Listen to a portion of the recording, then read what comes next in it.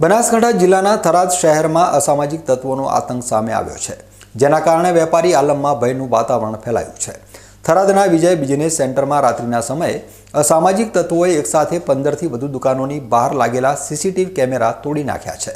આ ઘટનાએ પોલીસની કાયદા વ્યવસ્થા ઉપર પણ સવાલો ઊભા કર્યા છે। આ તોડફોડની ઘટના વેપારીઓને ડરાવવાની કોશિશ છે કે પછી પોલીસને ખુલ્લો પડકાર, તે જોવું રહ્યું।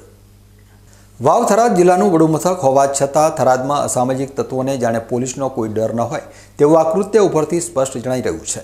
વિજય બિઝનેસ સેન્ટરમાં થયેલા સીસીટીવી કેમેરાની તોડફોડને વેપારીઓ ભવિષ્યમાં મોટી ગુનાહિત પ્રવૃત્તિઓનો સંકેત માની રહ્યા છે। અસામાજિક તત્વોએ સુરક્ષા માટેના મુખ્ય આધારસ્તંભ એવા કેમેરા તોડીને જાણે પોલીસ તંત્રને ખુલ્લો પડકાર આપ્યો છે। વેપારીઓના મતે આ પ્રકારના આતંકના કારણે વાવ અને થરાદ વિસ્તારમાં ગરફોડ ચોરી સહિતની અન્ય ચોરીઓની ઘટનાઓમાં વધારો થઈ શકે છે।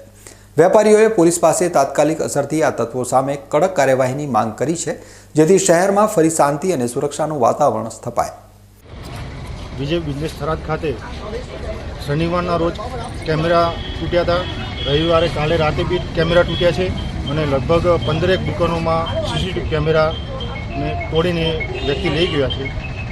તેના માટે પહેલાં 15 દિવસ પહેલાં બી ચોરી થઈ હતી થરાદ સીતારામ ખાતે।